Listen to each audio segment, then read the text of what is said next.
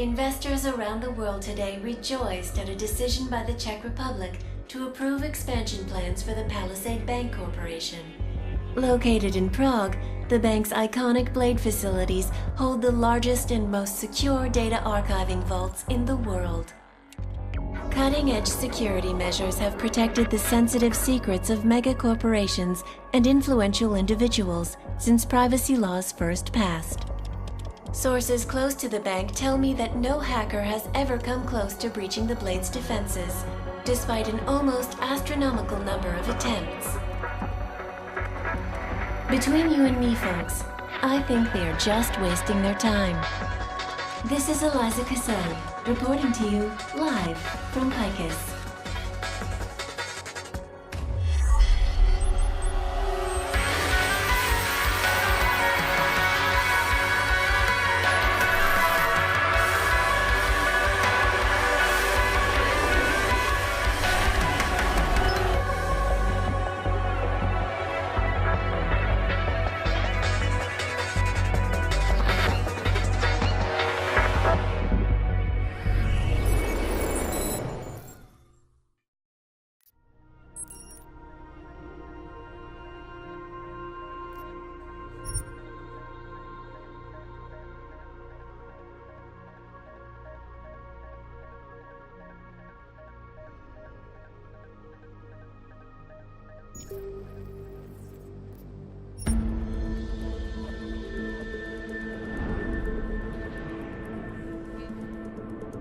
Nice work with the train, Shang, but we got another problem.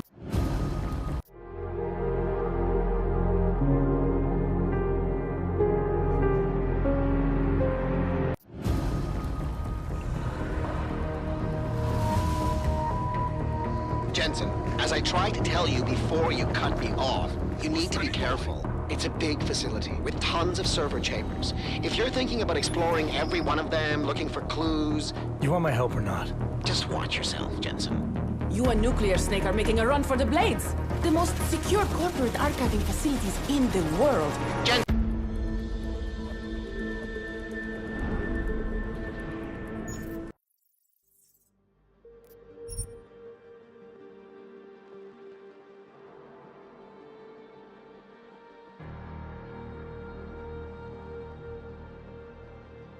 The year was 2027. Advances in biotechnology were helping people improve their physical and mental abilities to an amazing degree. Provided, of course, they had enough money. A new breed of people was emerging, half human, half machine. And in Detroit at least, not everyone was happy to see it. I'd just landed a job as head of security at Sarif Industries, a cutting-edge biotech firm. David Sarif himself handpicked me for the job. Said he needed me to keep his people safe. My ex, Megan Reed, was one of them. Brilliant neuroscientist, Megan had found a way to make augmentation safe and affordable for everyone. All she had to do was present her research to Congress. But the night before her big meeting, my security measures failed. A team of Black Op mercenaries stormed into Sarif headquarters, massacring everyone in sight. 3 of the mercs were heavily augmented walking tanks. Their mission? Take out Megan and her team. I tried to stop them, but their leader tossed me through a plate glass wall. Last thing I heard as his bullets slammed into my brain was Megan's dying scream. I should have died with her. Only I didn't. High-end military-grade enhancements saved my life. The best augmentation Sarif's money could buy. It took me half a year to get a feel for her. Should have taken longer. But 6 months into my recovery, Sarif Industries was attacked again. This time, by a radical group of pro-human purists. Violent, militant, and fanatically opposed to human augmentation. They claimed to be members of Humanity Front, a non-profit organization that wanted the UN to limit biotechnology research. The thugs broke into Sarif's factory and found machinists working overtime on a top-secret military augment called the Typhoon.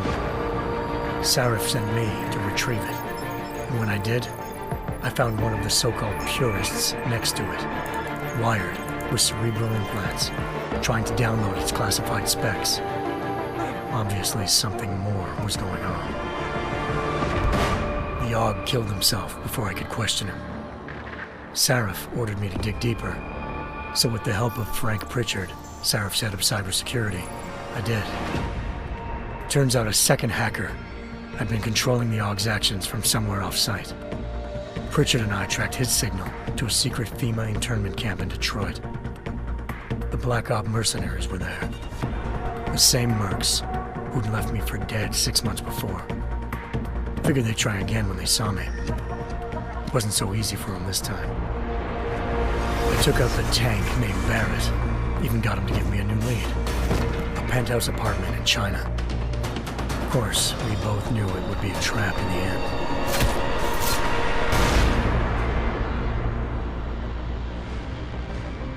Hengsha Island, China. Home to a city so crowded, they had to build a second city on top of it. Trying to find clues in Hengsha wouldn't be easy. Lucky for me, I wasn't alone. Farida Malik, Sarif Industries' ace pilot, had lived in Hengsha before. A good person to have on your side. She knew enough about the place to get me around. Malik dropped me in the lower city, close to the penthouse Barrett had told me about. Bell Tower Associates, a private security firm under contract to the Chinese government, had agents tossing the suite when I arrived. Just not for the reason I'd been expecting. Turns out the man who lived there was a criminal hacker named Van Bruggen. The same hacker who'd been remotely controlling the Og in Sarif's factory. Van Bruggen's panicked decision to force the man to commit suicide had been a mistake. Now his mercenary partners were gunning for him, and I needed to find him before they did.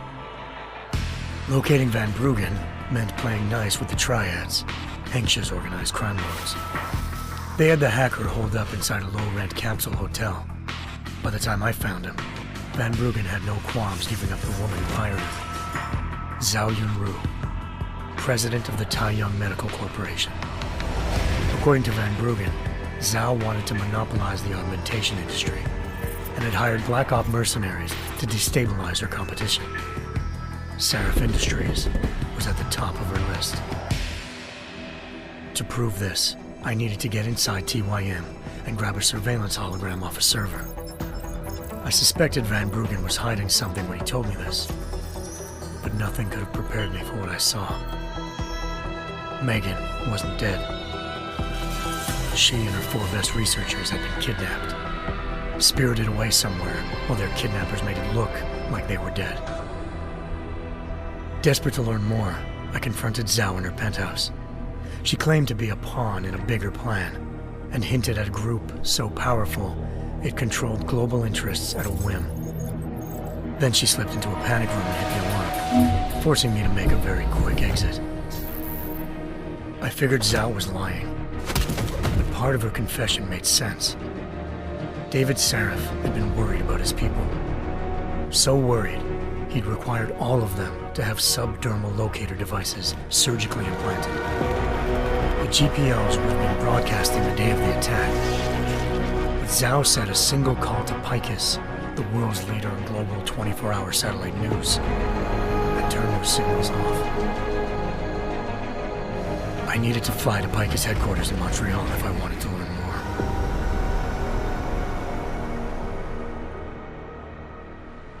Eliza Cassan, Picus Communications' First Lady of News. Malik thought I was reaching when I told her Eliza was involved in this. The world's most famous news anchor, working with a mercenary hit squad. But when I confronted Cassan in her office, she freely admitted to jamming Detroit's satellites the night Megan's team had been taken. Said she's just been following her commands. I suspected she wanted to say more.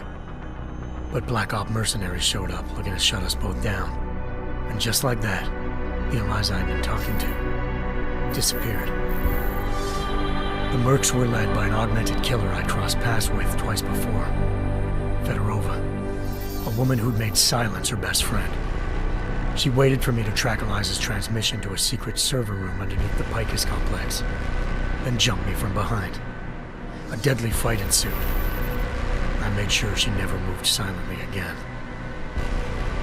With Fedorova down, and no one left to keep Eliza quiet, she reappeared. Turns out Picus's First Lady of News wasn't a lady at all. She was a sophisticated AI program, engineered to monitor data streams and control what people believed. Eliza told me the Mercs had brought in a Humanity Front doctor named Isaiah Sandoval to remove the scientist's implanted tracking devices while Detroit's satellites were down. She also told me to speak to David Sarif if I wanted to learn more. By the time Malik and I got back to Detroit, tensions between normal and augmented citizens had reached a flashpoint. Riots were breaking out in several cities, and the UN was being urged to intervene. Sarif was trying hard to convince Hugh Darrow, the inventor turned philanthropist who'd once been a leading proponent of enhancement technologies, to help stop a possible regulatory vote. Sarif had a lot riding on Darrow. Megan's discovery would have given millions of people the chance to evolve beyond their normal human abilities, and at the same time catapulted Sarif Industries to the top of the Fortune 500. According to Sarif, Megan's kidnappers knew this, and didn't want people evolving unless they controlled how it was done. He called his enemies Illuminati, and urged me to keep searching. Determined to do so, I tracked down Sandoval via America's most outspoken augmentation opponent, Bill Taggart, Sandoval's boss and founder of Humanity Front. Sandoval admitted to operating on Megan's team when I confronted him, but said he hadn't removed their GPLs. He'd merely switched them to a different frequency. Pritchard was able to trace one of the signals to China. Malik and I immediately took off in pursuit. Unfortunately, the Illuminati were one step ahead.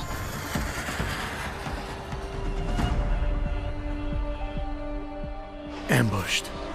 Shot out of the sky by Bell Tower Associates, seconds after entering Hengsha's airspace. Malik's piloting skills saved me. After a tense and bitter struggle, I escaped into Lower Hengsha. The tracking signal I was following led straight to the Triads, or more specifically, to the augmented arm of Tong Si-hung, leader of a gang of augmentation harvesters. Tong said they'd taken the arm off a corpse, which Bell Tower had left at their door, meaning at least one of Sarif's scientists was dead.